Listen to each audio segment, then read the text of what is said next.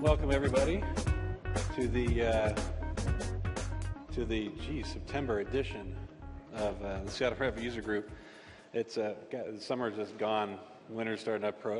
Fall started. Temperatures dropping, cooling off, which I guess in some ways is kind of good. It's been this heat blast has been a little overwhelming. I mean, I love the hot weather, but I like to travel to go to hot weather. You know, because then I know I can come back to kind of nice and moderate. So. In some ways, I actually kind of do like the fall, but it was definitely a beautiful summer. So at least maybe the cooler, milder temperatures will carry a little bit. First off, how about them Seahawks? Yeah. All right, man, that was awesome. Keep it going. Undefeated. Oh, no.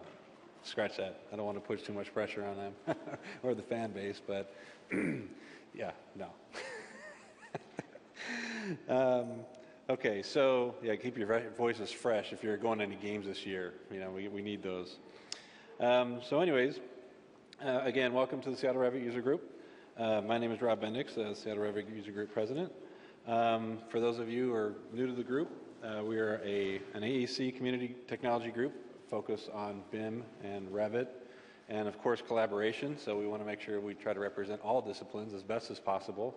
And even if specific topics don't necessarily hit a discipline, it's always good to see what other disciplines are doing. I think that makes that collaborative effort that we cherish so much better when you know what others, you know, what's happening with other teams and other groups. So we definitely created this learning environment to benefit all the disciplines. So a couple questions regarding today's presentation. Occupancy. It's always a big question. A lot of people have been creative ways to put these together, and Sash is going to show some of those ways today. So how many people still kind of do them, and this is not really a big deal, how many still do them manually? It's okay, because a lot of us did it for a long time manually, because we couldn't really find effective ways to get them in there. So hopefully you'll be able to learn a few very effective ways to do that. And so how many of us are currently leveraging the Revit model to be able to do our occupancy documents and schedules? Okay, so there's a few of us. I'm curious. We do these and approach them different ways. So I'm really looking forward to seeing Sash's presentation about some of the options that are out there, either validating what some of the stuff I'm already doing and maybe throwing a few new wrinkles in there as well. Of course, we can't do our meetings without our sponsors that we have throughout the year. So I'd like to recognize, of course, our executive sponsors this year, PPI Group, Ideate, who's actually our host sponsor this month, as well as Imaginet Technologies. Our premier partners this year are Tetra 4D for 3D PDF, Canon Solutions America, and the Quarry Group. So we thank their support. And then, of course, the associate partners, which are a lot of the firms and organizations in the community that support what we're doing. And that's Wood Harbinger, Freiheit & Ho Architects, GLY Construction, Mulvaney G2 Architecture, Lide Construction, PCS Structural Solutions, FSI Consulting Engineers, Inventrix Engineering, Integris Architecture. And for more information about sponsorships, you can go to our meetup site under the SeaRUG, under the Pages tab, actually has the information about sponsorship. And just a little side note on that, we're currently working on our sponsorship information and packages for 2014. So hopefully next month, or ideally next month, we'll have some of that information updated to send out and to share with you guys if anybody wants to support and be a partner of us for 2014, or partner with us for 2014.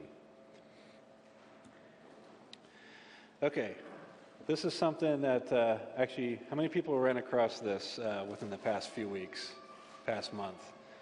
The Building Performance Analysis Certificate Program. Actually, Brandon, I actually stumbled across it, quite honestly, on accident, and was pleasantly surprised by it. So I figured, I was like, hey, this is a great thing to put in front of the SeaRUG group. So what this is, I'll have some follow-up bullet points, but let me play this video. It's a little over 4 minutes, but actually goes by pretty quick. I'll give you a little introduction about what the Building Performance Analysis Certificate Program is about.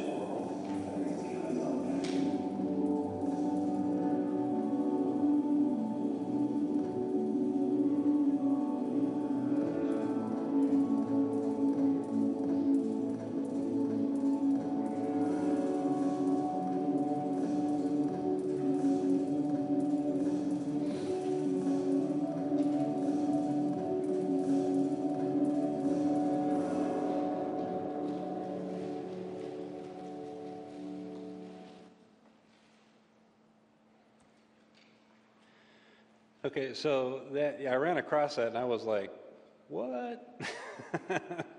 This is pretty nice because this is something that I know internally in my firm, we kind of struggle with a little bit, and to try to get our heads wrapped around it, to find some easy tracks, some easy methods to be able to help support, incorporating building performance analysis into our projects. Clients aren't always so quick to jump on stuff because it costs money. It costs a lot of money to do some of these things. And some projects are quick burn. Some projects have a lot of longevity that clients are really interested in making an effort for life cycle management, to manage and maintain their buildings for a long time to come. Some of them, it's about bottom line right now. I just need the building built. I don't have time for that. I'm sorry. It's a good idea, and I really believe in it. I just can't do it right now. So I know that there's a lot of things that we could, as firms out there, to be able to incorporate some of these tools and functions without a whole lot of additional effort, to be able to just kind of support and get pointed in the right direction, help with our design, without having such a major impact necessarily on the client's pocketbook. So to be able to incorporate some of these ideas in there, even if it's very small, can make the world a difference for all of us. So having this program just to kind of come in as just kind of this entry-level deal, I thought was a really big thing to see, and I know it's going to help benefit my staff. I've already had a couple people tell me that they're really excited to actually get started on doing this, so that was really cool to hear. So it was just launched at the end of August. Let's see, it's for professionals, educators, and their students. I know the video kind of focuses on the educational side of it. So if you're an educator or a student, if you go to the website, there's actually some more information about that to actually incorporate that into the curriculum as well. And to get credit and things like that. So there's additional info there. So if you're an educator or a student, you can pass that along, go to the site, pass it on to your school, or even if you know somebody that's in a class right now, maybe you can forward the information along.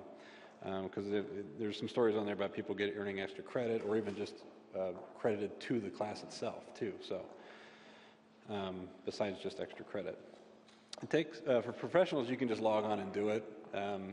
Obviously, it's kind of under your own time and whatnot, but they estimate it takes 20 to 25 hours. I would venture to guess, if you're very familiar with the products already, then it probably would take you less time, because I think some of it is also teaching you how to use the application.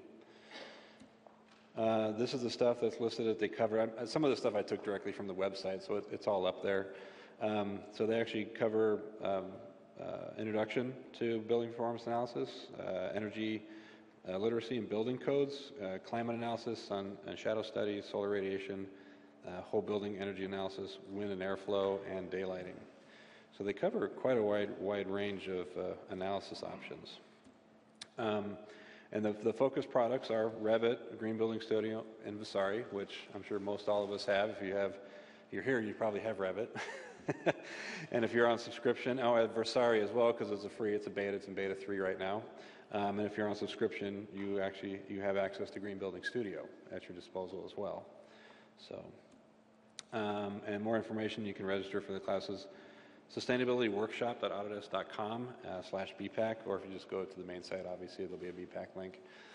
And there's actually a couple of videos on there for introduction that there's like an hour-long intro video that about half of it really describes the course and how it works and the process and everything. So it's a good way to start. And you can also register right there and go to town. It's all self-paced and everything too. But it's cool. You get the little certificate at the end, much like a lot of us have done Autodesk certifications in various applications. It's basically the same thing. Are you going to be an uber expert at this? No, but I could definitely guarantee it's going to get you on the ground floor to understanding how to eventually be that expert. And to really, I think, gain some instant, that was the word I'm looking for, basically jump you right into the program to be able to probably start using it almost right away on projects that you're already working on. Okay, other things. I mentioned this last month, speaking of BIM programs. At Pierce College, I mentioned that they're starting up a BIM and Virtual Construction Certificate program. They're supposed to meet here at the end of September. For more details, if you want to contribute, if you want to help out in helping them write their curriculum, give some feedback, as you know, from a professional out there of what's important, you can contact Stephen Bridgeport. Is Stephen here? He was here last month. No, he's not. Okay, but yeah, you can contact Stephen Bridgeport at Pierce College, and I'm sure he's always looking forward to more contributions of more professionals.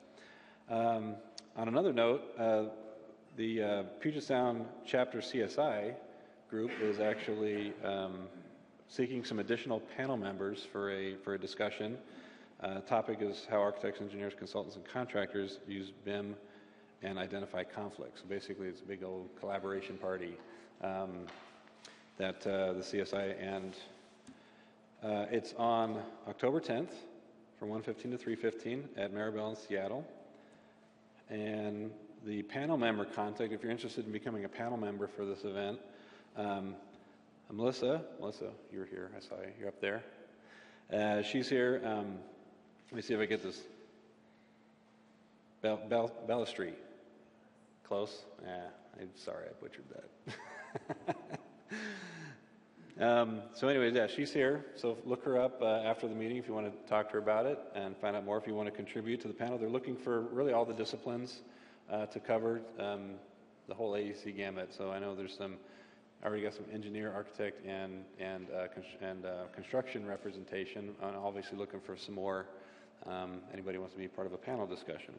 But if you're just interested in going to it, it's $20 if you're a CSI member, $40 for non-members, and of course, if you're a panel member, you can be there for free. So see, how about that, huh? Save yourself $40, 20 or $40 by taking part in it. I don't think the information is posted just yet. For it should be posted soon. Is it posted yet? Not yet. Pretty soon it will be. But it'll be under the psccsi.org on their events page. It'll be posted up there. So you can go check that out. Or again, contact Melissa if you want to volunteer to be on the panel. Okay, a couple other events coming up, of course, Autodesk University at the Venetian. Registration just opened last week. Of course, the main AU website, au.autodesk.com for that, as well as the AU blog. Lots of other information on there about Autodesk University. And the fall 2013 BIM Forum. This is going to happen in Denver, Colorado on October 8th and 9th at the downtown Sheridan. There, registration is $5.95. This is for the event only, so obviously you'll have to get yourself there and get a room. But it's a pretty affordable program and a lot of good information. Of course, you can get more info at bimforum.org/events and registration as well.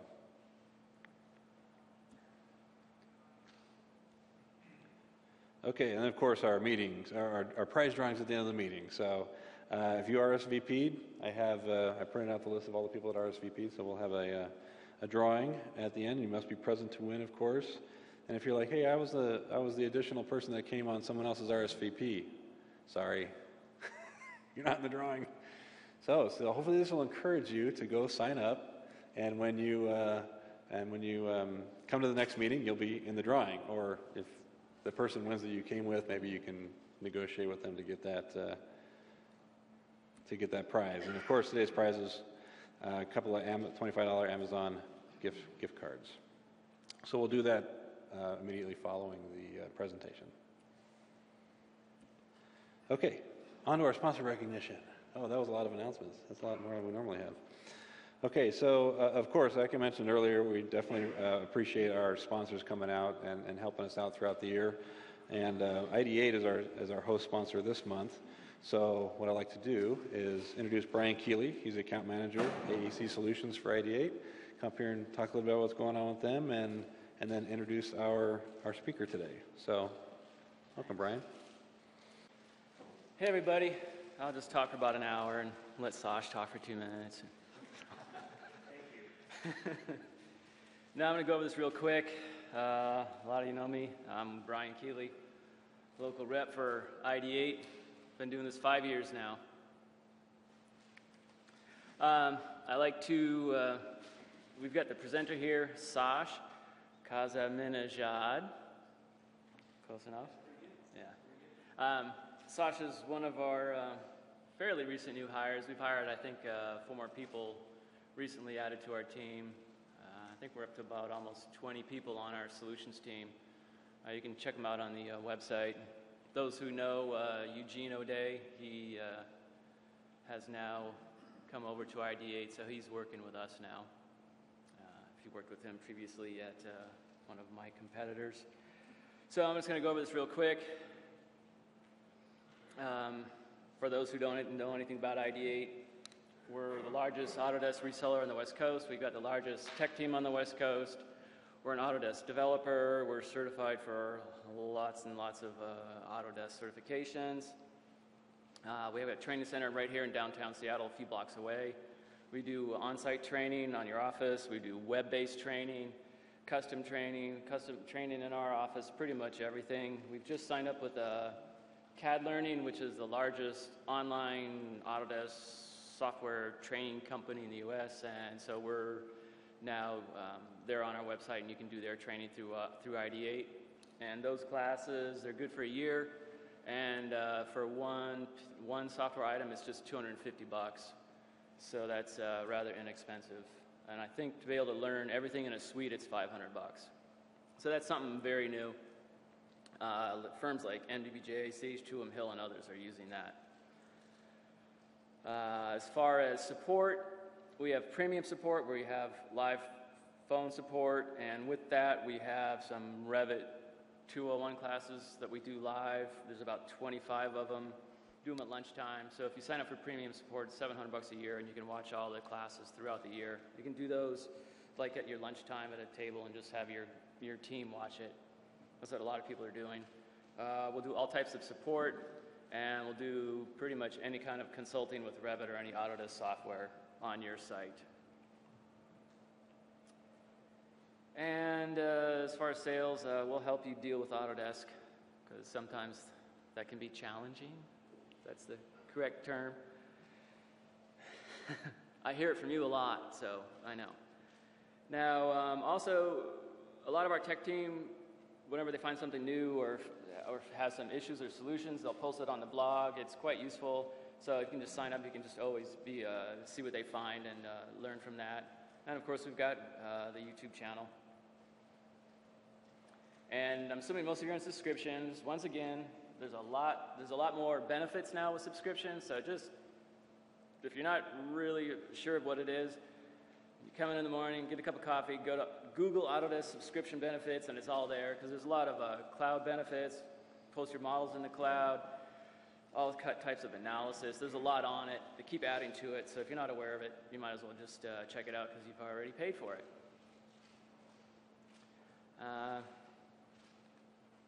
I'm doing this real quick. Now, Ideate, we're a developer. We've written Ideate Explorer and Ideate BIMlink. BIMlink is actually, it's just an awesome tool. We've sold it in 28 countries now. A lot of the firms in here have it. Check it out. It's just go to our website. Got a lot of you can do a lot of different uses with it. There's a lot of videos there. It's very useful. It's worth taking 10 minutes of your day. Check it out, because it'll save you hours and hours and hours over the course of the next year. And Ideate Explorer for Revit, we've written that. We provide this software with anyone who has who handles their who orders their software subscriptions through Ideate. It's a real handy tool. I've been at MDBJ, I've been at other firms, pretty much where it's just used on a daily basis. And if you're working with us, it's free. So check it out. There's also, once again, lots and lots of videos. It's real helpful. And that's it. I'm done there. So I'd like to introduce Sash Kazeminejad, and he's going to present here. All right. Thanks, Brian. All right. Can you guys hear me okay? Excellent. Well, thanks for having me. You're actually probably the largest group I've ever presented to. So as Brian mentioned, I'm actually a pretty recent hire with Ideate. I was hired end of March, basically beginning of April, so this has been kind of new territory for me as well. And I am actually based out of our Portland, Oregon office. And so I come up here frequently to teach some Revit classes and also to meet with clients and do presentations like this. So really appreciate you guys having me here. I'm just going to go ahead and just close that as real quick and open up my little PowerPoint presentation here. All right, let's see. Okay, so today's presentation, as you're hopefully all aware of, is on working with some occupancy schedules. As most of you probably know, it can be a little bit challenging in Revit, but at the same time, there's some cool little things that you can do and some neat little setups in order to help you guys out with your scheduling. So I'm going to go over some of that, and hopefully you guys will learn something new, and perhaps we could talk about some of your processes and see if I learned something new as well. Okay, as Brian mentioned, my name is Sash, Kazeminejad, and in case you don't know what I look like, that's my photograph up there in the upper right-hand corner. I am an application specialist with Ideate, and I do train and implement building information modeling solutions for a lot of AEC firms. I do have my master's degree in architecture from Montana State University. Are there any MSU folks here? All right, bummer. That's okay. I also have my undergrad from there, and I grew up in California, and so I went to a little junior college in Santa Rosa where I grew up. I am a lead AP as well, and I actually have completed all of my ARE exams, so I just have to do my California supplemental exam, and then I'll be a California licensed architect. So hoping to get that taken care of here real shortly. So as you know, it's a lot of work. So I have 10 years experience as a designer and project manager, and I've done a lot of CAD management. So I kind of came out of the AutoCAD industry prior to going to Revit. So I used to do some programming, used to write some Lisp routines and all that fun stuff. And once I got my hands on Revit, I was definitely not going back. So here I am today. Okay, I just have a few questions because I kind of want to gauge the audience and see, where everybody's at. So raise your hands when the questions come up. But what best represents your profession? So how many people are in the architectural/design profession? All right, cool. All right, very good. And then how many are in structural engineering? A couple, few. All right, very good. And then MEP side of things? All right, very good. How about other? Construction. What else do we have? Is it all pretty much construction? Cool, all right. Well, this is probably more heavily geared towards architecture. However, I think there's always something to be learned from these kinds of lessons. You may pick up one or two little things here that pertain to something else that you're doing. So that's what's kind of nice about this, but it is, mainly occupancy stuff. All right, so it's always nice to know what version of Revit are you guys working with. Who's on 2014? Aha, so it's probably going to be about split. What about 2013? All right, very good. 2012? All right. Are they legacy projects, or are you guys still on 2012, just straight up? Okay. And then how about 2011 and earlier? Are you guys on like 2009?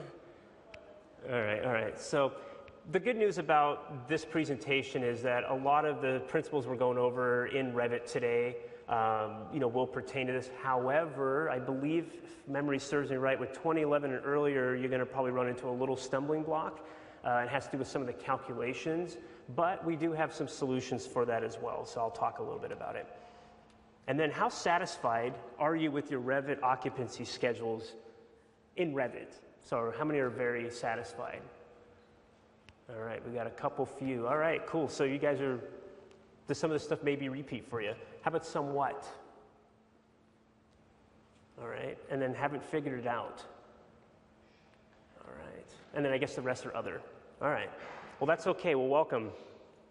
Okay, so what I'm going to go over is I'm going to talk a little bit about key schedules. I'm going to talk about the IBC 2010, and then we're going to go over some calculated values, then some schedule formatting, which there'll be some repeats because this is schedule formatting issues here, but I'm then going to show you some advanced stuff that I created as kind of a test, and that'll come up towards the end of my presentation. And then I'm going to talk about comparing some values within an occupancy schedule. So, you know, having done one and saying, oh, this is easy, no problem, and then having somebody come back and say, now, wait a minute here, let's really look at what you're calculating. So I started going back through and looking at it and realized there could be some big discrepancies. So I want to show you guys that at the end and something to kind of be mindful of, and then we'll take some questions and answers after that. All right, so here's what we're going to do. I'm going to just go over a few slides here, and then I made some sample data set files as well, and without boring you on how to draw you know, a line and how to draw all these area plans, I've kind of preset them up, and I'll explain them a little bit as I go along. That way we save a lot of time, otherwise we'll be here till 2 o'clock. Okay. All right, so in order for us to first create some area plan, or create some occupancy plans, the first thing we're going to want to do is create area plans. Now, some firms actually use rooms to do this. I prefer area plans because I have a lot more control over what I'm actually doing the areas of. And also, when you look at you know, the IBC table, they usually give you a net and a gross area. I have a lot more control doing this method with area plans. You can use rooms, however, you're basically be placing room by room, where in an area I can actually define the area that I want to do my calculations. So in this example here, I called it area scheme occupancy data. I gave it a description if you really want to do it. And then over here on the right-hand side is just an example of how the area plans come up. And of course, you can name them however you want. I'm a huge fan of area plans. You guys do BOMA calculations. Area plans are fantastic for that as well. Okay. So then once I set up the you know, the area plans, and what I end up doing is I go through the IBC, and we all have IBC experience, and I'm not an expert in it. There's a lot of stuff, as you know, but I usually make a couple key schedules, and we're going to go over how to do that if you haven't done so before, but I usually make one here for use in occupancy classification. You can put the description in there if you want, but as you know, when you read it, there's a lot of information. It's totally up to you. The more of these things that you make and the more of this data that you input in there, the more data you actually have. So you can end up making a huge schedule if you really, really wanted to. So in this example here, I have this use and occupancy classification. I just made them all. And then over here, I have this table 1004.1.1. Now, when I made this, I made it based off the Oregon Structural Specialty Code. And for those of you that are not familiar with it, it's a hybrid of the Oregon Code and the IBC kind of put together in one book. I kind of like it because it's one resource. So in this case, I created the function of space, the floor area per occupant, and then that net or gross that we were talking about earlier, which is where I get my control using area plans. So the one that's flagged in red, for those of you who've done a lot of assembly without fixed seats, there's a lot of different rules in there and how you do the calculations. I kept it generic in this case. When you actually end up figuring out exactly what kind of assembly description you have, you can end up adding lines to this and figuring out what the actual floor area per occupant is. Okay? What this ends up translating to, actually let me just get my fancy pointer here. It's the first time I've ever used this. What this ends up translating to is this: I have an area, just as an example, it's dropped in here, and you know, I can give it a name like exam room here. There's the occupancy classification that's based on here, and then you know, what is the function of space. So all that data, the more you input, the more of these you fill out, the more of this information can actually get reported to you. So that's pretty cool stuff. Okay, and like I said, it's totally up to you on how much of this information you actually want to have automated. Okay, then afterwards, once you kind of get the basics down, you can end up creating a schedule right off the bat. So you create your areas, you drop your area tag in there, you fill out all the information that you want, and then you can create a schedule. So here's a really kind of crude beginning schedule. And like I said, as I get more and more into this, you'll see why I kind of like to make multiple area schedules or multiple occupancy schedules. So here's an example of, this is the Autodesk Hospital file. I don't know if you guys have seen that, but that's the one that I'm going to be using for today's demonstration. It's an OK data set to start with, but I have a bunch of rooms here. I have their occupancy classifications listed here. I have their function of space noted right here, the floor area per occupant, whether it's net or gross, and then the area that's actually calculated from Revit with the using the area plans, and then the number of occupants, right? Floor area divided by area per occupant. Pretty simple to start with, but like I said, there's going to be some more that we need to actually look at. You guys have any questions so far, or is it Pretty straightforward? The list of different occupancy types, I assume you can manually designate them based on the list. Now, how do you import the list of the different occupancy types? Do you have to manually create that, or do you import that from some other source? Yeah, so the question is how to basically create this list or how you import this list, correct? So what I ended up doing is I went through the code book and actually manually imported this. So this is a key schedule that I created. It allows you to add multiple lines. How many of you guys have key schedule experience?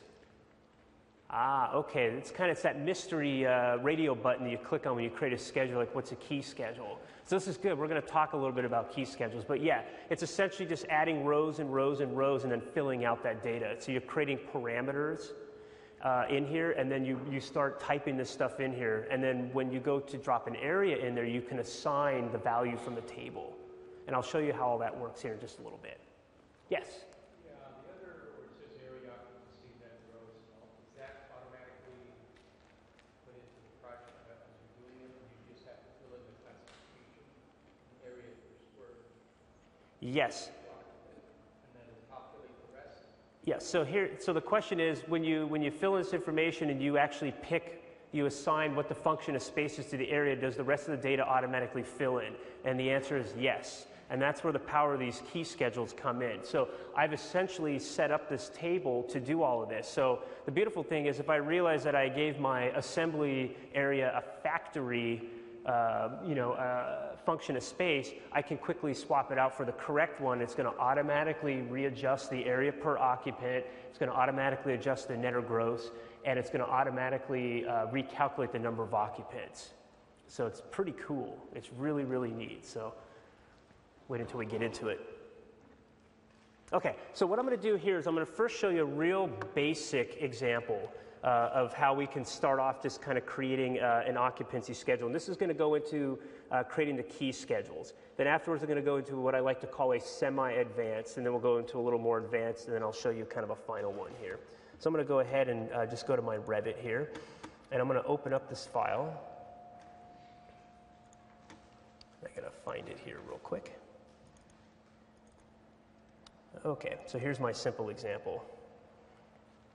And as I mentioned previously, I already set up some of these rooms in here. So, for example, the first thing that I did is I went to my architecture tab, and I go over to the room and area over here.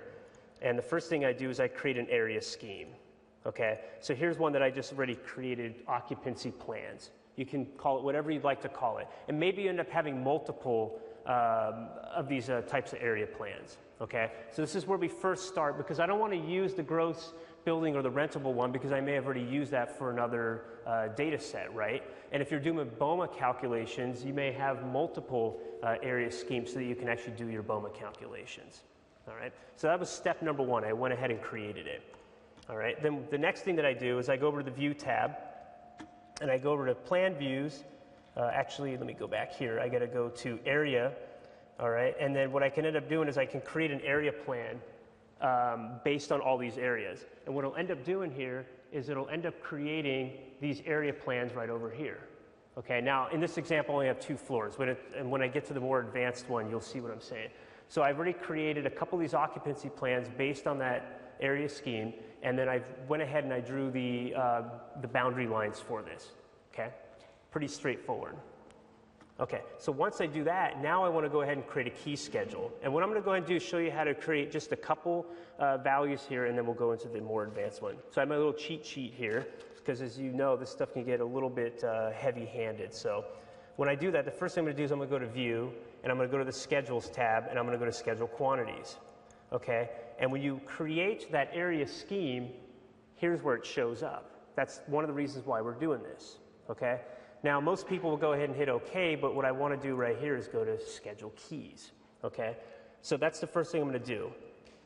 Okay, now what I'm going to go ahead and do is I'm going to go ahead and, let's see here, we're going to just call this thing function of space. Okay. Let's do that. Okay, so that's the first thing I'm going to do, function of space. I'm going to go ahead and hit OK. All right. Now, right here, I have just a couple of the basic parameters to start with. Okay, these are the ones that basically come with the key schedules when you start. So what I want to go ahead and do is I want to create a couple new parameters in here. Now, these parameters I'm going to create are just in-place parameters or just project parameters. I'm not going to share parameter. How many of you guys have created parameters in Revit? We all probably have at some point in time. If we're doing most of our parameters right in here, not going out to a text file, we've created project parameters. And actually, the nice thing about this is I'm only going to end up creating 2 shared parameters, and that's for a tag. Okay? So the first thing I'm going to do is I'm going to create my first parameter here, and I'm going to call this one here, let's see, we're going to call this one floor area per occupant. Okay? And I like to put, and some people may argue here, but some people put underscores, some people do dashes. The problem with dashes is they can be interpreted as a minus sign if it ends up in a formula. Revit's got some newer functions in here that it actually knows how to read those keys and puts the proper brackets around the actual key value so you don't end up treating it as a formula. So I like to make my stuff look pretty because when I go to my project browser, I hate seeing all these weird text that just look like somebody really didn't take their time doing their job. So I'll show you what I'm talking about. So I'm going to go ahead and do this one. I'm calling it a key because I want to remind myself when I see it in the project browser that this is actually a key value. Okay.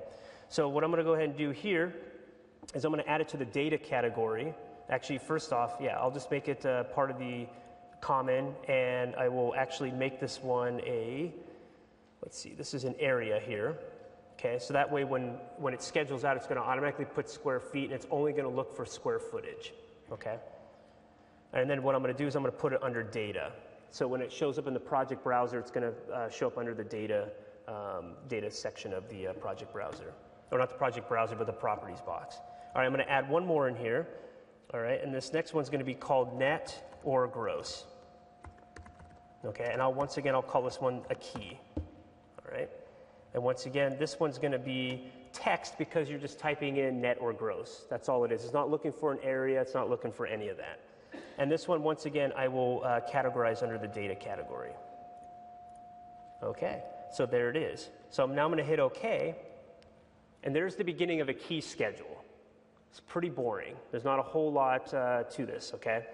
So the first thing I'm going to do here is I'm going to add some values here. I'm only going to pick on a few of them here, or I'm going to just create a few at this moment, and then we'll go to the next example. In order to get this key schedule to fill out, I need to insert some rows. Okay, as you can see right here, here's the Insert tab. I'm going to go ahead and insert a few data rows. Okay?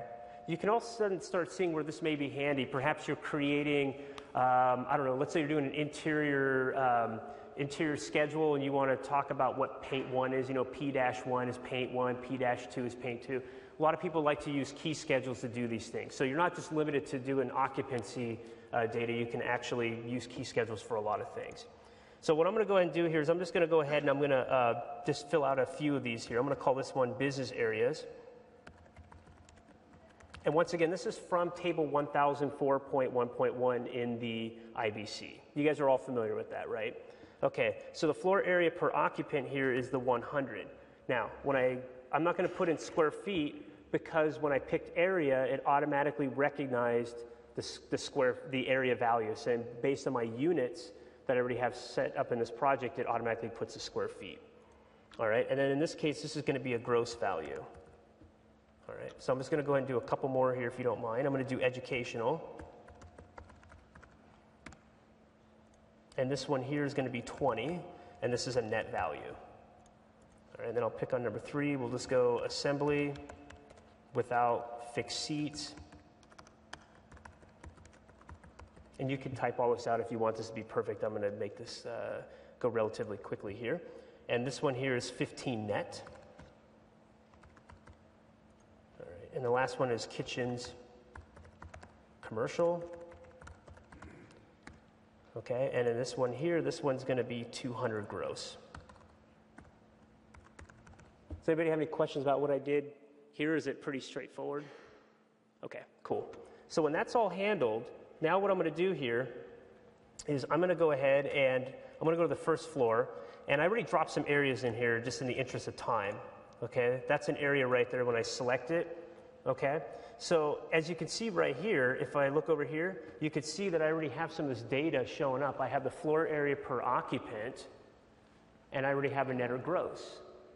That's pretty cool, right? So because I tied this to an area plan, or because I tied this to areas, this data starts becoming available to me. And as I create other area plans for other reasons, this data can always be read. So that's the beauty about using a key schedule that's actually tied to a project parameter, is I can start getting information. And you can see up there it says function of space, right? So this gathering, if I come over to here, and I say, as let's say it's an assembly area without fixed seats, take a look at what happens under the data. It automatically fills that out. So that answers the question that you had about, does this stuff automate? So now you can start seeing the power of using these key schedules. They're brilliant in a lot of ways. Okay, so what I'm going to do is I'm going to leave this one here, okay, and then what I'm going to do is I'm going to go to more advanced where I've already done some of this work, and we're going to kind of see where we can take this from here. So I'm going to go ahead and close this one down. I'll just save it for the heck of it.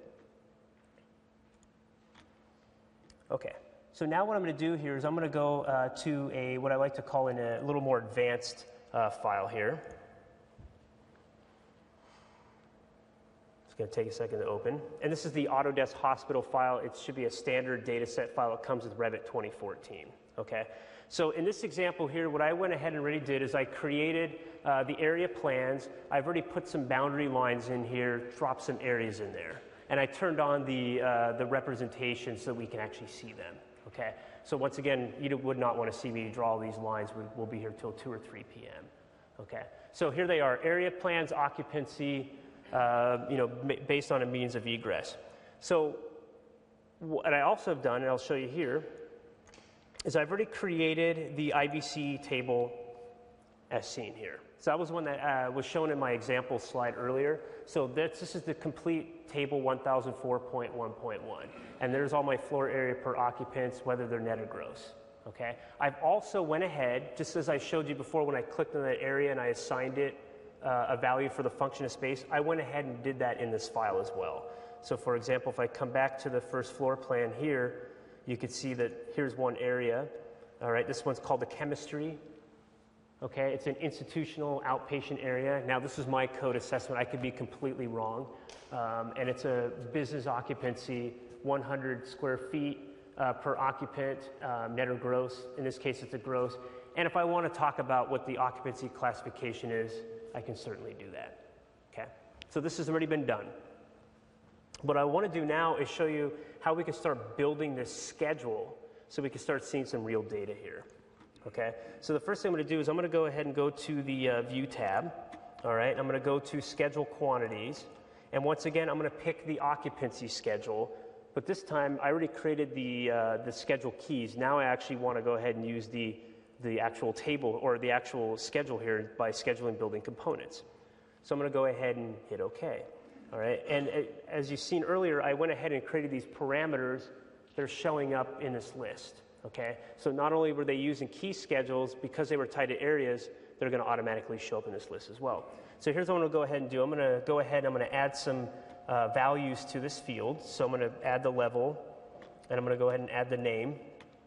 And I'm going to do the occupancy classification, the function of space, and once again, how much you actually want to report on a schedule is totally up to you. Whether you report on a schedule or not, this data is actually part of that area. Okay, so maybe you don't care about the function of space. You don't need to show that in your schedule. You can certainly not have that show up. Okay, then I'll do the area. I'm going to do the area per occupant key value. Okay, that's the automatic calculation. I'm going to do a net or gross. And then, let's see, I have one more here. We're going to do a calculated value, and I'll show you why here in a moment. If I hit OK, here's the beginning of the schedule we were talking about earlier. So what Revit's doing is it's picking up all of the information that's associated with all the areas that I've dropped in there, and I've also defined what all these areas are.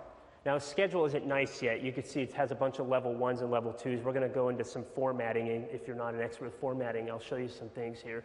But you can see how all this data is automatically picked up. Okay? And the other nice thing is if this exam room is not correct, I can always swap it out and watch what happens with the floor area per occupant. Automatically changes. Pretty cool. Okay, I'm going to go ahead and undo those changes. So last thing I'm going to do is I'm going to go back here. I'm going to add a calculated value. Okay, so for those of you, I think you guys said you were on Revit 2011. I cannot remember if it applies to 2011 or 2010 or earlier, but there's a little function here I don't think you can use. But what we're going to do here is we're going to now calculate how many occupants are allowed for each one of these spaces. So what I'm going to do is I'm going to call this one number of occupants. Okay, and I'm going to call this one calculated. And the reason why I'm doing this is, once again, I want to know when I look at my schedule, what did I manually enter in a schedule and what is automatically calculated. So I'm just calling this the number of occupants calculated. Okay, and it's a formula.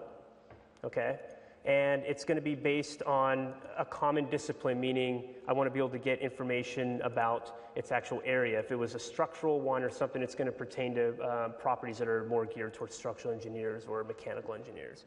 Okay, and then this one here is going to be a number. Okay, that's what's going to end up reporting as a number. So here's the formula to calculate the number of occupants.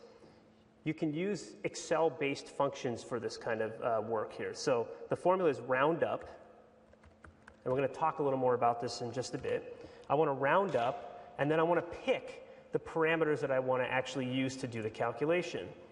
All right? In this case, it's going to be the area per occupant from the key value, okay, divided by, actually I need to do area first, so excuse me here, let me do this again. Has to be the area first, right? So I'm going to do the area first. So area divided by the key value, which in this case is the area per occupant. All right, and when I do that, let's see here. Okay, no errors. If there was a error with the formula, it would have barked at me and said, this isn't working. Try again. Okay, so right there, you guys can see at the end, this is all automatically calculated. There was no manual calculation involved in this case. But let me show you here once again. Let me swap out this top row here. Let's say I was wrong once again on the exam room, and let's just say this was a dorm. Let's say they put a dorm in there. Okay? Let me try something else here. Let's go. Say it's a bowling alley. You can see how many occupants.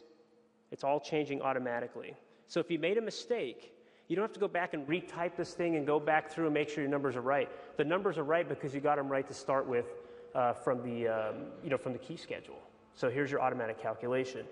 Now this still looks kind of like a sloppy table, so I want to do a little bit of formatting here. Okay, so what I'm going to go ahead and do is I'm going to go to my sort tab. Okay, and the first thing I want to do is I want to sort it by level. So maybe this is a master occupancy schedule. It's going to have all of my floors all listed in one schedule. How many of you guys have working schedules where you're doing a lot of work, but it's not your final schedule for your sheets? How many of you are aware that you can actually do that? Okay. All right. So the cool thing is this could become a working schedule. So one where I'm seeing a lot of rows and columns that I may not want to see on a sheet. I can make a working one because all the data it's all BIM, right? It's building information modeling. It's all tied together. It's a database. I work a lot of times with working schedules. Sometimes some are this long. It's kind of obnoxious. But the reality is the one I really want to see is only that big, but I really want to see what else is behind this schedule. So in this case, I could leave it so every row says level 1, level 2, level 3, but I'm going to make this thing a little bit prettier. So all I'm doing is I'm sorting this whole schedule by level, okay? And then what I'm going to do is I want to see a header in my case, all right? And I want it to be in ascending order, level 1, level 2, level 3, all right? And I want to go ahead and I want to see, in this case, a footer, and I want title, count, and totals. This is how I prefer to see my schedule. All right, then I'm going to go ahead and sort it by name, then by function of space. And this may even be going too far, but I certainly don't need to take it this far if I don't want to. I'm going to go ahead and do a grand total here. All right, I'm going to do title, count, and totals, and I'm going to itemize each instance. Now, one other thing I want to do, if I hit OK, it's a little bit more structured. And you can see here now I have level 1, 20 areas. okay? And then I have level 2 with 2 areas for a total of 22. Maybe that's acceptable, maybe it's not. So now what I'm going to do is I'm going to go back to the formatting tab because I have a little bit more work that I want to do in here. So I'm going to go ahead and do that, okay? And what I'm going to do here is I want to take my level, and in this case I want to make it a hidden field. I don't want to see all those levels. It's a little obnoxious. We know it's level 1, we know it's level 2. And that's because of my header footer. That one is already reporting that it's a level 1 and level 2. All right? And then under my area, I want to see if all of my areas are actually accounted for. So in this case, I want to calculate totals. Maybe I want to compare it with another area schedule. Okay? And then under my number of occupants, right here, I want to see how many I have. So let's go ahead and have a look and see how that looks. That looks a lot better, right? So level 1 is the new header up there. That's nice and clean. I have all of my rooms, tells me I have 20 once again for level 1, and I have a total of 22 areas for the whole project. So if you're working on a huge high-rise or you're working on some large commercial project where a schedule can't fit, maybe I want a working schedule so I can see everything all in one view. Okay? And then if you're not aware of this, you can always come back to the filter tab and I can make a new one. I could say, filter by level equals level 1 and only show level 1. So I can make a level 1 occupancy schedule, level 2, level 3, and I can drag those on sheets if I need to. Just because you're not showing it doesn't mean it's not actually there. Okay? All right. Anybody have any questions about this, or is that kind of straightforward? Yes?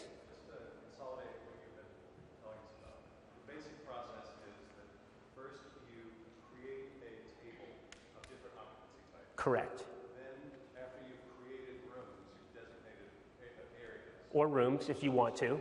Yep. You manually go through in each space and select from this pull-down list that you've already created. Correct. The occupancy type. Yes. Then you make a table which consolidates all that data. Yes, exactly. Yep. So the workflow, just to recap, is create your area plans first, right? Just make the category, this one's for occupancy. That's step 1. Number 2 is create your key schedule that mimics the code. Just go in and make it, just go ahead and set it up. Get the parameters all made.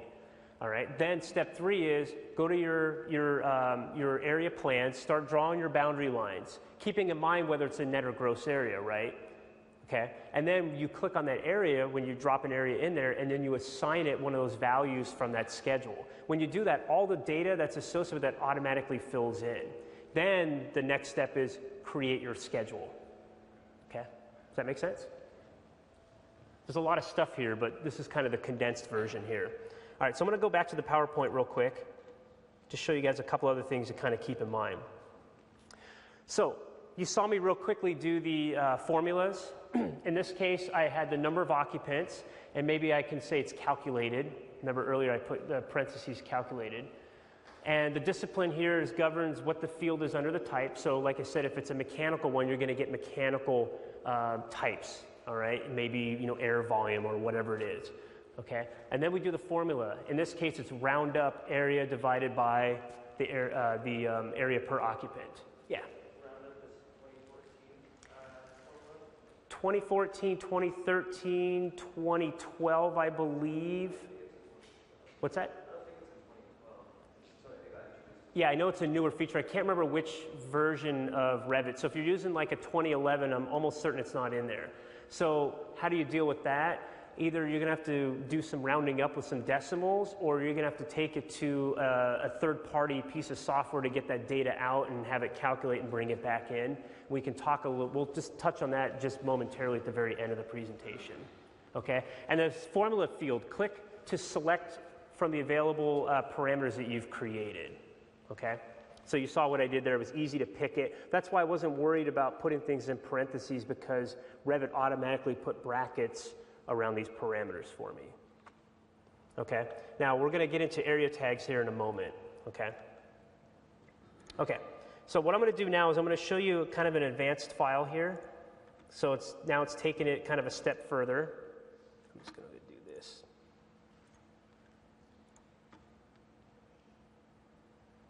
Okay, so now what I'm going to go ahead and do is I'm going to do a more advanced one here. Actually, it's more the, actually I'm going to go to the advanced with the tag at this point.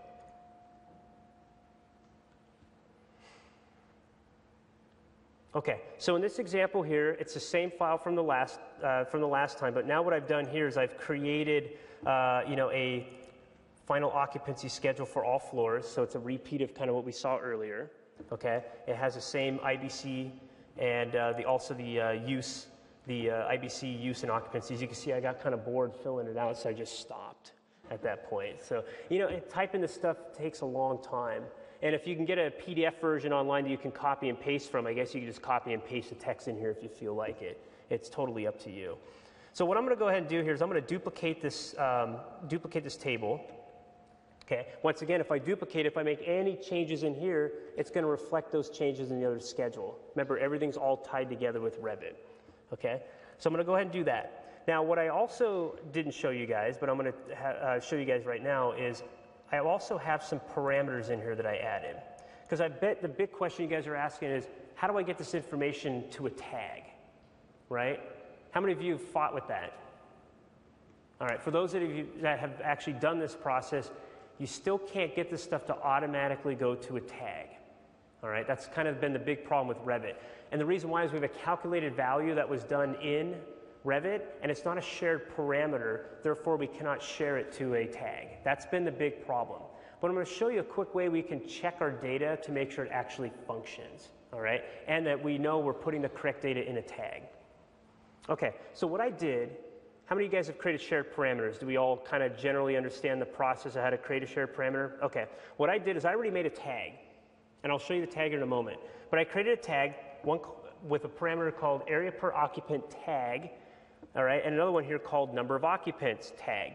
Now you'll notice in here there's no number of occupants calculated value. That's because it's not a project parameter, it's a calculated value. That's why it's not showing up in this list, okay? But trust me, it's there. All right, so I loaded up the parameters, we're good to go, okay? So now what I went ahead and did is I've duplicated this one, and this is going to be renamed to Occupancy Schedule. I'm going to get rid of the copy here. All right, this is going to be the occupancy schedule with tags, and you'll see why I'm doing this in a moment. Okay, so now what I want to do is I want to add the tag values to the schedule, because now this is my working schedule. This is where I'm going to see what the tag value is going to be and compare that with the actual calculated value, because these things have to coincide. You kind of see where I'm going with this now, right? That's been the big issue is, okay, I got to get it out to a tag. I have an automatic calculated value here. I got to make sure these are exactly the same, and that way the tag matches. So what I'm going to do is I'm going to add a few columns in here. I'm going to show you some cool things, and hopefully you guys will go ooh and ah. We'll find out. Okay, so what I'm going to do here is I made a duplicate. I'm going to go ahead and go to the fields. Okay, and as you can see, the floor area per occupant tag and the number of occupant tag shows up in here. You didn't see it in the last example because I didn't load those parameters in there. So what I'm going to go ahead and do is I'm going to add the area per occupant tag, and what I'm going to go ahead and do is I'm going to move this up, and I'm going to go ahead and just put it right next to the key value. That way I can compare straight across and have a look and make sure they match. Then I'm going to go ahead and do the number of occupants for a tag, and let's see, I'm going to go ahead and move that down like so. Okay, now you can see I have this blank column here. So I'm going to show you an example here real quick. All right, so what I'm going to do here is I'm just going to put the floor area per occupant, I'm going to put 100 in here. Okay, that's a manual calculation. Once again, it has an area parameter assigned to it, so it's looking for area. Okay, but let me go back to my first floor plan and start showing you what's happening here. Now, I haven't loaded up a tag yet, so what I'm going to go ahead and do is I'm going to load up my area tag that I created for occupancy schedules. Okay, so I'm going to go to... I just loaded up my occupancy tag, and I'll show you what it looks like here in a moment. And of course, I think everybody knows the whole tag all, correct? I'm going to go ahead and pick my area tag called occupancy tag. Okay, so there it is. Now this tag here says 1 occupant per 100 square feet. It's not reading the actual key schedule. Right now, like I said, Revit doesn't have that capability of doing that. It's reading that 100 square feet that I manually entered in there. The 1 occupant, I baked that into the tag, okay? And to see what that looks like, I'll just come over to here, and I'll go to Edit Family. Here's the parameter. If I go to it, I put the 1 occupant right in here. And then this sample value is the parameter that I created, Does that make sense? So I just put this as a prefix. That's how that showed up. And then this number right here is the one we're going to go over next. That's the number of occupants for the tag. And I'll show you how that works. Okay, so let me go back to the schedule here. All right, so all I need to do in this case is number of occupants in this case is 46. So I'm going to go ahead and match that and hit OK. Now when I go back to the tag, there it is. It's not too complicated, right? There's a little bit of manual entry in here, but what happens when we start changing these values? That becomes an issue. Would you agree? So for example, if I come over to here and I switch the function of space because I made that mistake, let me go to a commercial kitchen, this and this don't match. That's a problem. Neither do 23 and 46. That's a problem. So here's a couple things that we can do. I'm going to go back to the schedule here, and I'm going to go ahead and I'm going to create a calculated value in here. I'm going to show you how this works. I'm going to call this the area per occupant, and it's going to be a test. I want to test to make sure is this column and this column are the values the same. If not, I want to flag them with a different color so I can quickly scroll down the list and see that there's a mistake. So here's what I'm going to do. I'm going to call this the area per occupant, and I'm going to call this a test. Okay? And in this one here, it's going to be a yes, no. It's either yes or no. That's all it is. All right? And the formula is the area per occupant key value equal to the area per occupant from the tag. Okay? And I'm going to go ahead and move it up because I want it next to it. All right, I'm going to add one more here. I'm going to go number of occupants, test, because we're going to test to see if this works. And once again, this is either a yes or no. Okay, it's not going to report anything else. And is the calculated value, the automatic calculation, does that equal the tag value? Okay, now watch what happens when I hit OK. See this no? That's what shows up. So watch what happens when I take the key value, the automatic calculation, and match it with what the tag will report. Yes, I dig it. But there's one other thing I want to do here real quick. I want to go back to the formatting tab, and under that test, I want it to be a color. How many of you have done these conditional formats? So you guys, this is going to be new to you. But I want to now take a look at it. I want to say, is the test, if it is equal to no, flag it in red. Also, is the test, if this value is equal to no, flag it in red. So you can see if we have a huge list, this becomes really handy. Let me change this to 100 square feet. Flags it. Pretty cool, right? It's really, really handy. So there's this. So this number here, the number of occupants, the actual calculated value is 23. I need to make this 23. When I do that, it goes to yes. So I could quickly skim down this whole list, find all the ones that are flagged and switch them out and make sure the tag is updated. Okay? And as I mentioned before, if I come over here and switch out this function of space with anything else, it'll go ahead and automatically update these numbers and it will flag me right away, whether it's a good value or not. Okay? All right, so that's the basics of how that works here. Let me go back to the floor plan. So you have to go through the schedule, and that's how you update these tags at this moment in time until Revit allows you to take a calculated value and push it to a tag as a shared parameter. This is kind of the manual process that I think some of us have come up with, and some of us, maybe this is new information to us. So this is how I've been doing it. Perhaps some other people have a different way of doing it. I wanted to show you one other sample file. We're not going to do any calculations in it, but I want to open up a project that I had been working on for a little while, just seeing, well, what are these numbers that I'm reporting here, these auto calculations, and what kind of impacts do we need to keep in mind with when it comes to having this calculation. So let me show you here. I've created a lot of different schedules here. I have a condensed version, which is the real simplified, but this isn't even for a sheet. I have some other values in here for rounding. But let me show you something here. I have a kind of a ginormous working occupancy schedule, and I want to show you guys where this becomes kind of an issue. I have over here, I have some test values where I have rounded values, so I rounded up, and some where I have not rounded the values at all. And then I used another formula, instead of round up or round down, it's just called round. Now, some people tell me for all your occupancy calculations, you just take that number rounded up, right? So whatever it is, you round up. If it's 23.49 occupants, it's 24. Okay, and the last office I worked at, we rounded up or down as long as we were consistent.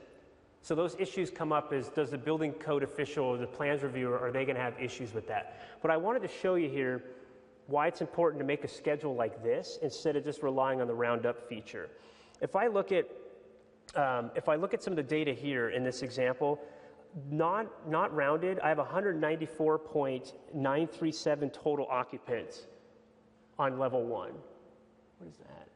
Oh, it must be a mosquito. And then under the number of occupants rounded, I have 196. Okay, but looking down here, I have a total of 264 and 265. That's not too bad. But look what happens over here when I actually use the roundup feature, 275. So you can see just with just this amount of areas right here, I have, about 11 occupant difference? That's pretty significant. So it's always something to keep in mind when you're doing these formulas and having a report out. Are you excessively rounding up? You need to keep that in mind, because either you're going to have to add another stair, or you're going to have to increase your exit width, or you're going to, you know how all that has a huge impact. So just kind of keep that in the back of your mind when you create these schedules. Create one that has calculated values that do round and don't round as well, and just could do a comparison of how or compare that data and see what the results are. Okay. So real quickly here, and then I'll end this presentation here. Loading the area tag and parameters, you just go ahead and create the parameters, and then you make the tag, done deal, and you load that into your Revit project. All right. Once again, when you create these occupancy schedules, think about what are your office standards. So just don't assume when you're going to start making them that it's acceptable round up. You may just use the rounding feature. Okay. What does the code official have to say about making these calculations? They may have something different in mind than what you have in mind. And then create a working schedule that illustrates different rounding scenarios, like the one I just showed you guys. Round up, round down, don't round at all. Okay? And just to show you an example of one of my more calculated formulas, and I actually did this in Excel and then pasted it in Revit, and it worked, so it tells me we're using a lot of the Excel functionality. But what happens if we, let's say, use the rounding feature? So let's say in one of the rooms we end up with 0.3 occupants. Well, you can't have 0, right? You got to have at least 1 minimum. So in this case, it's if your rounded area divided by area per occupant is 0, then make it 1. Otherwise, use the value that it automatically reports. So that's what this formula is saying here. So if you know Excel, you can start using these functions right in Revit. Okay, and then you saw the example of the more advanced schedule. If you do have links, once again, you can check right in here, include elements within linked files if you have to do other calculations. Okay, we saw earlier that if you have a massive schedule that won't fit in a sheet, you can break it up floor by floor. Okay, so you visit the schedule properties and you can sort it out by level. Okay, if you have already created a schedule in another project, you can use the insert from file feature and bring this into your current project. All right, once again, you got to make sure that your tag parameters are loaded up as well. Okay, so for those of you that may not have the automatic calculation feature, or if you're working a huge project where you don't want to manually enter all these tags, you can export out your schedule to BIMlink, which is one of our softwares. You can copy all the values from the calculated portion and paste it into the tag value, and then bring that data right back in, and it will automatically fill it out. Okay? Do you guys have any questions? I know there's a lot of information here, but I just wanted to give you kind of an overview of how you can create some occupancy schedules using Revit. Yeah? How do you handle the sliver area?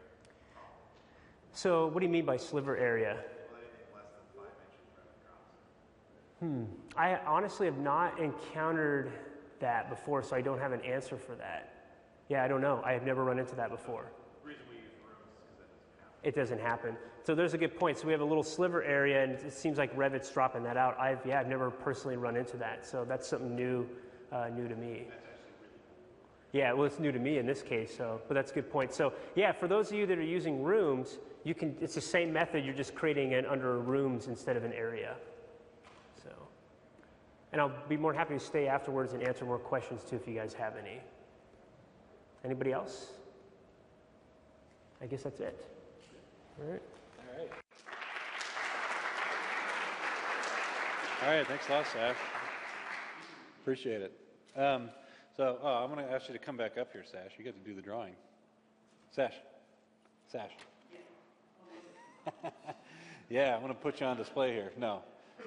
So what we'll do really quickly is we want to do the drawing, and then for our little prizes, I figured I'll let you do that. Oh. Pull out a couple names. We have a couple out of. So I got them all in here. If you signed up, you registered, your name is in here. So you got 2 Amazon gift cards. So just pull 2 names out. Oh, 2 at a time. Oh. Or well, 1 at a time, whichever is easier. There's 1. Gloria Huta. Right. There we go. And Mark Hinsman. Mark Hinsman. Nope. Must be present. Oh. Oh, must be present to win. Did he sneak out?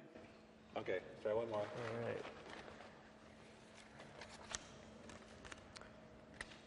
We got David Burgeon. Oh, there you is. are. All right. All right, there we go. Cool. Thanks for doing Yeah, that. thanks. Appreciate it. Okay, so you can come go grab those in just a second. So, of course, I want to thank Sash for the presentation. Very good. Actually, I learned a few things, so that was great. And, of course, Ideate, Brian Keeley, they'll actually both be around. Field questions if you have for either of them. And Melissa, you're still up here. So if you have any questions about the CSI panel, if you want to become part of that, you get some more information, she'll be around as well, so look for her. And our next meeting is October 16th.